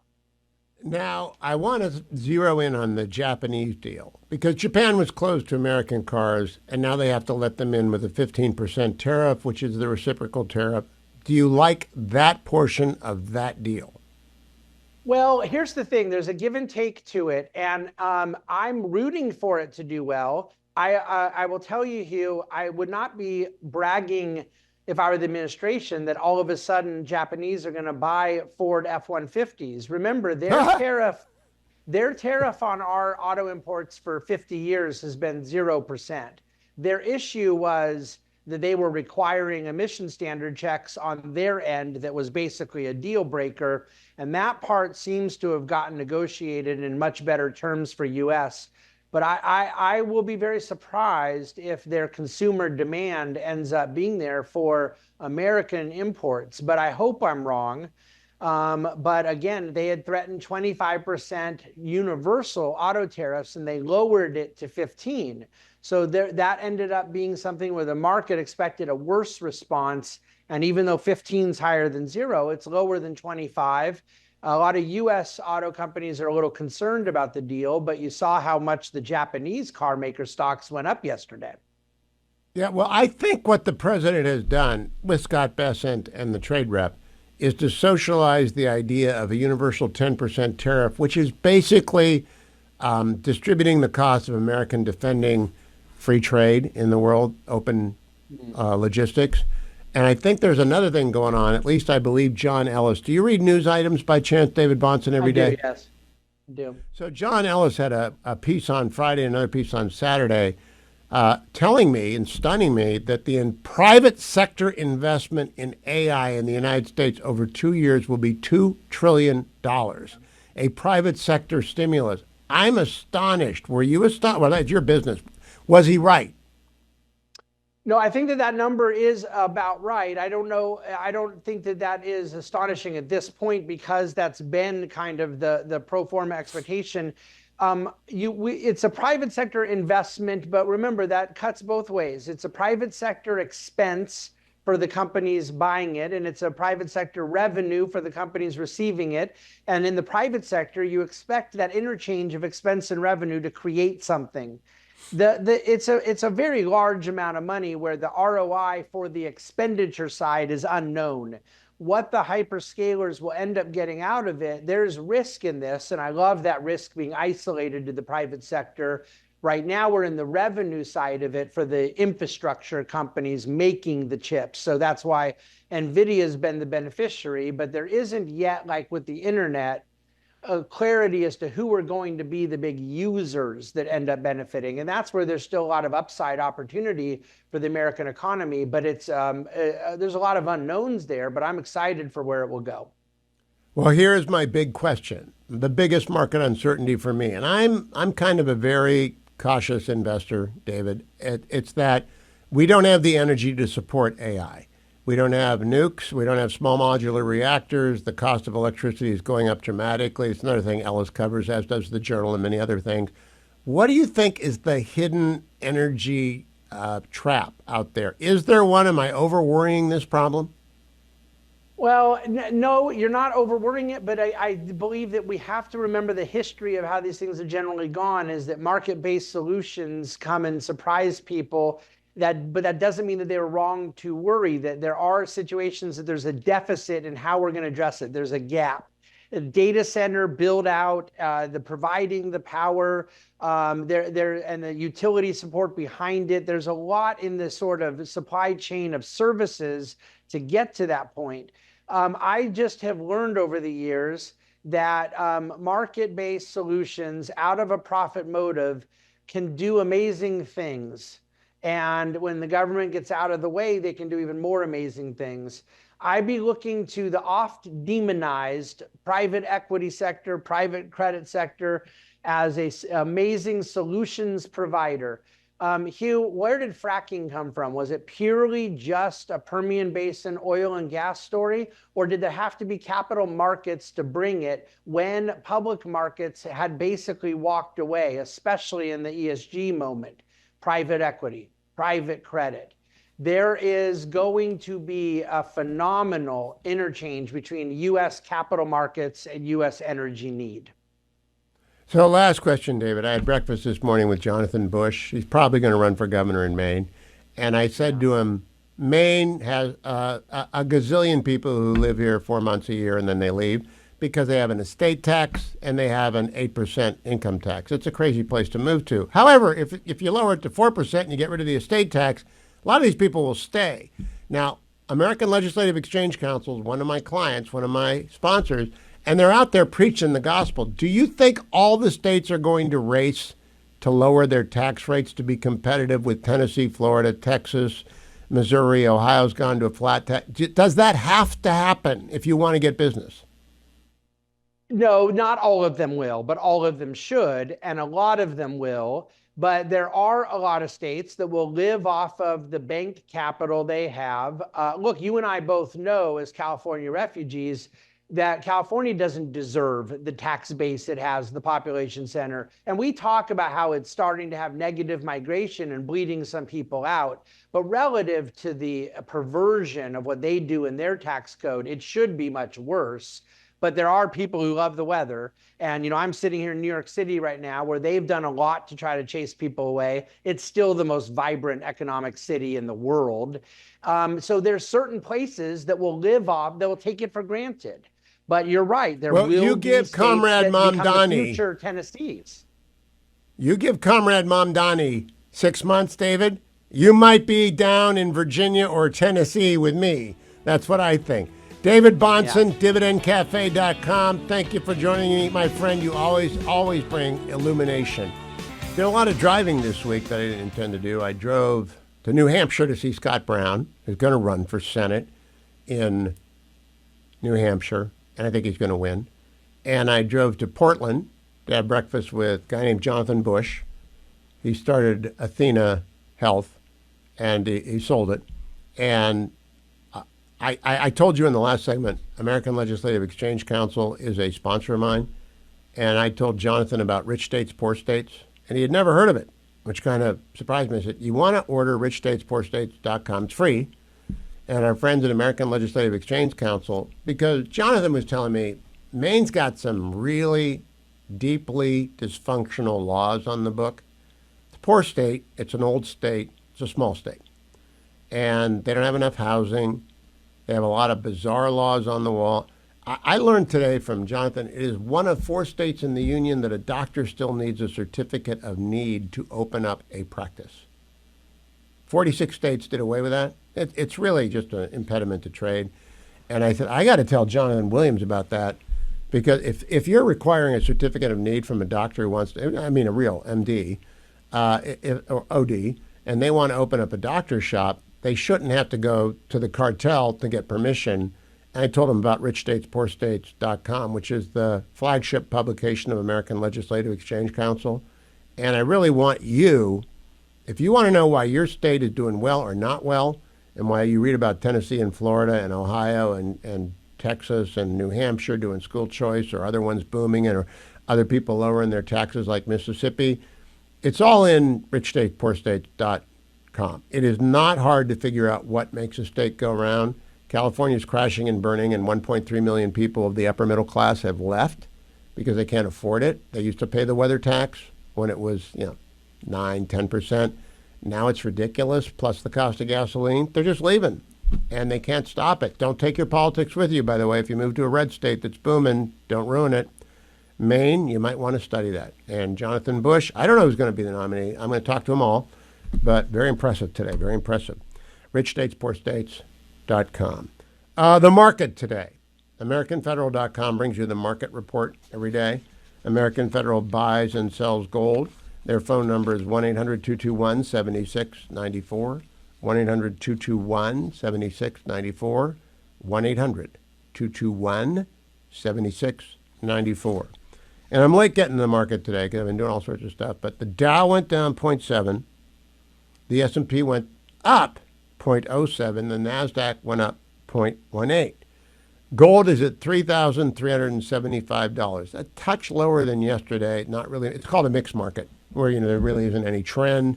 There's a lot of stuff going on, but gold is down to $3,375. Remember, it peaked over 3,400 earlier in the week, so you may want to buy in the dip, or you may not. But you always, if you're thinking about it, call up Nick Rovich and his team at American Federal. Honest as the day is long, completely transparent, in the business for 43 years. The commission structure is transparent.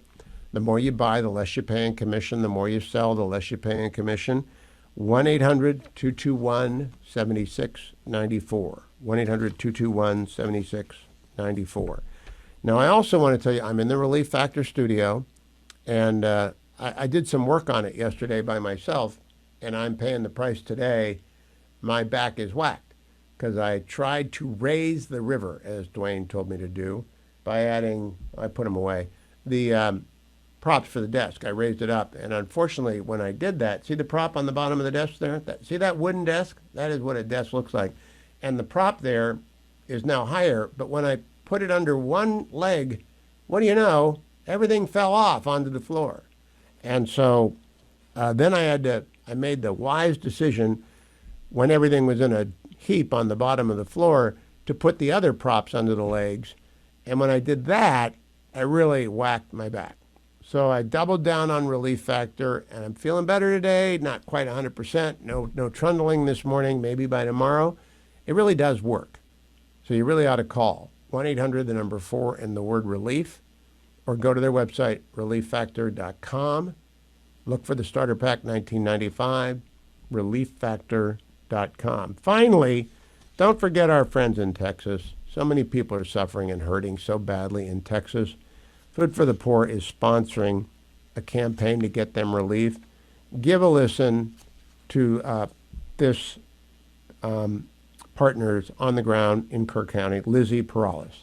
Anyone in the community that was impacted by the floods are coming curbside, pulling up to get essential items, everything from cleaning supplies to food, clothing, baby items. It all, and Food for the Poor is sending it all. Please make a donation at 855-359-4673, 855-359-4673. Or go to the Help Texas banner at HughHewitt.com. The Help Texas banner is at the top of HughHewitt.com. Thank you for your generosity. They really need it. Jim Talent was senator from Missouri for a time and a member of the House. How are you, Jim? Doing great. You enjoying the afternoon. How are you? I'm good, but I have a question for you. The Senate Foreign Affairs Committee moved Mike Waltz today by a vote of 12-10. I believe Rand Paul voted to advance it, and I believe Jeanne Shaheen voted to advance. I know Jeanne Shaheen did. First time a Democrat has voted for a Trump nominee. Now, I'm hearing buzz that the senators want to go home and tell people about how great the one big beautiful bill is, but a lot of Republicans want them to stay and work on nominations.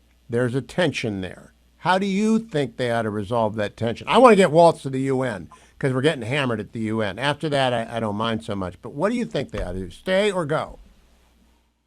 What I think they ought to do is what, if I had to guess, Thune will do, which is he'll keep them in, moving nominations for a few days, and eventually the Democrats will come to some kind of an agreement, and they'll get a number of the non-controversial nominees, and then they can go home. Now, the constraint on Thune here is if Republicans start to leave, because of course he's got to have the votes on the floor. So he's got to make certain that he can hold 51 votes in Washington.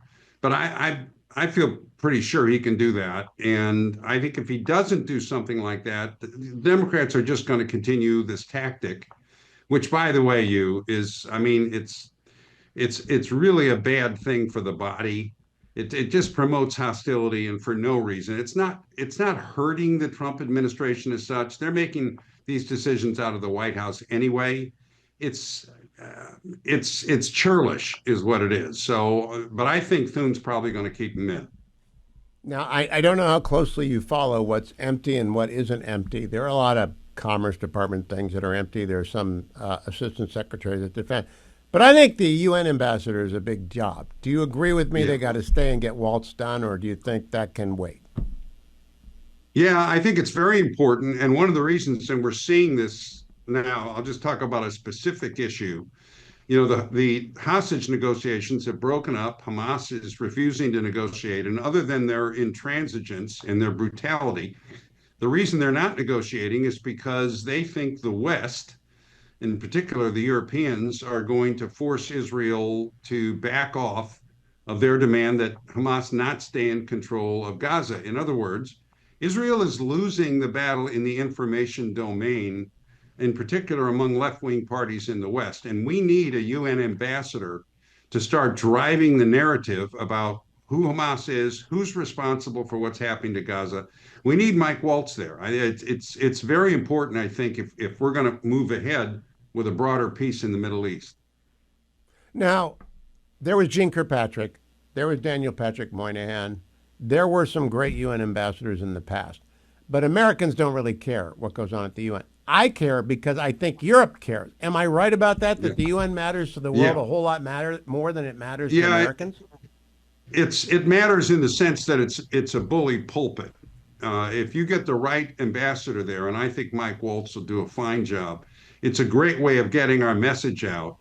And in some cases, you just have to embarrass our friends and allies into doing the right thing. And I think that's clearly necessary. I mean, Keir Starmer is under pressure in Great Britain to, recognize a Palestinian state. This, as I said to you, Israel's won on the battlefield and will continue to win. And Israel's going to be okay as long as they have American support. But the war is going to continue as long as Hamas thinks that the pressure from the Europeans and from the West could force Israel to back down.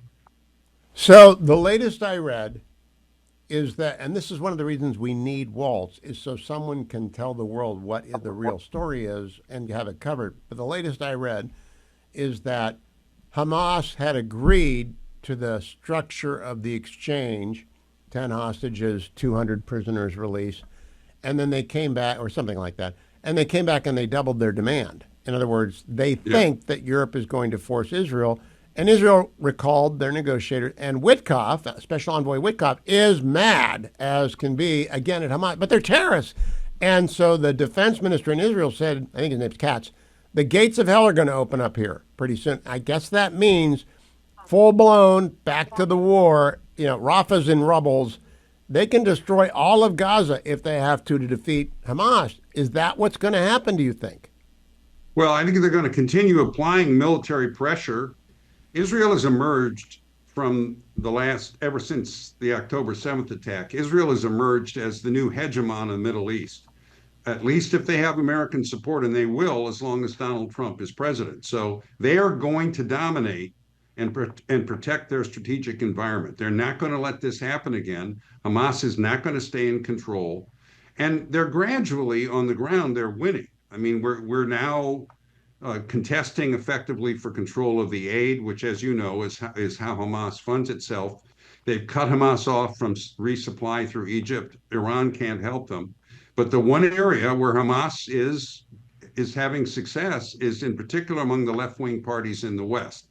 And so, yeah, the UN ambassador is a key player in that. I think you may see Marco Rubio becoming more active in terms of messaging on this subject.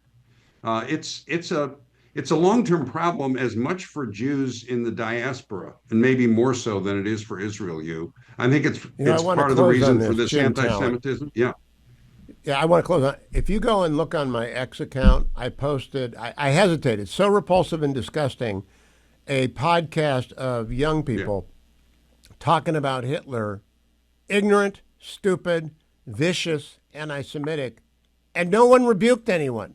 No one said, you can't say that. How did we get here?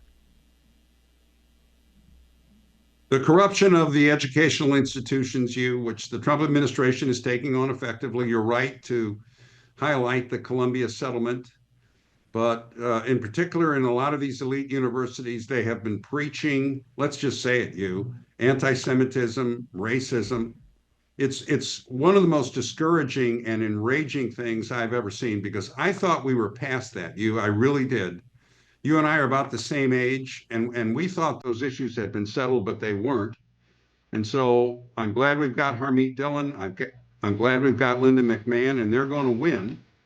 And this is American fairness and American respect for human rights, I think, on the march again. So I hope so. It's one of the most important things the administration is doing. I don't think it's all that high profile to most Americans, but it's hugely important. Nope. We need to make it higher profile. Senator Jim Talent, thank you. Follow him on @JimTalent. I want to close the show with a bit of depressing news. This is from Market Watch. Home prices hit an all-time high. All right. I know we expect the market to go down, but it isn't going to go down. So the message to you is buy the house you want, no matter what the interest rate is right now, and refinance later. AndrewandTodd.com, 888-888-1172, 888-888-1172, AndrewandTodd.com. They are lenders, mortgage bank, Sierra Pacific Mortgage. They do the underwriting, soup to nuts. Call them up. They'll counsel you on how much you can borrow, how much you can afford, the best rate that's available. Maybe you want to do an ARM. Maybe you want to do 3-year. And then adjust and bet on the market coming down, which I think it will, but I'm not a prophet nor the son of a prophet. But I'm looking at this piece, which published at 11:24 today. Home prices hit an all-time high, but some regions are seeing price declines. And it reads, Michelle Wilson waited nearly 3 years before buying her dream home. The 41-year-old mother of 2 wanted a bigger house in a different neighborhood. She and her husband had bought their first home in 2012 in Stafford Spring, Connecticut, but wanted to be in suburban Tolan County, a half-hour drive from Hartford. By the way, I'm on in Hartford. I'm their highest-rated show. I'm going to go down to Hartford pretty soon. That's great. We wanted to do it in 2022, but we backed out because the market went insane, Wilson told Market Watch. 2.5 years later, in April 2024, they contacted their real estate agent, budgeting a maximum of $400,000 for a single-family home. But as time went on, home prices kept climbing in Hartford. All right, now, moral of the story. They're not coming down. Not if you live where other people want to live. Like Nashville and Maine, I read this week, is super turbocharged. Ridiculous. Janet Mills, the governor, is a failure. Democrats here, they don't know how to do anything about getting more housing stock built. And they're supercharged in some areas of Texas. They're supercharged. They're falling in California in a few places. But look, talk to Andrew and Todd. 888-888-1172. Andrew Del Rey's been my friend for more than 20 years. He did my loan when I moved back to the Beltway. He did Dwayne's loan when Dwayne bought a new house in California. He's done loans for everyone in Salem media, top to bottom. He'll do a loan for you. And so will Todd Avakian. They're great guys. They're honest guys. They will give you good counsel. That's what you need. They and their team will give you good counsel. about how much to borrow and what to pay and whether to do it or whether to stay. 888-888-1172. I really wanted to emphasize it at the end because you all see this tomorrow morning in the Wall Street Journal. The headline says it all. Home prices hit an all-time high. They're not going to go down. Not if you're trying to buy in a market that is not depressed. And that's pretty much the whole United States. Thank you for listening today. Over at my YouTube channel, I got that great interview with Jeff Shepard about how much trouble Obama and Brennan and Comey and Clapper are in. Got a great interview with Selena Zito about Butler. The whole of them, including the stuff you didn't see that was off the air, you can find at my YouTube channel. You can listen to Hugh Hewitt YouTube. Like and subscribe, please. We got 90,600 viewers. I'm only 9,400 away from the plaque, which I'll put out in the production studio in California.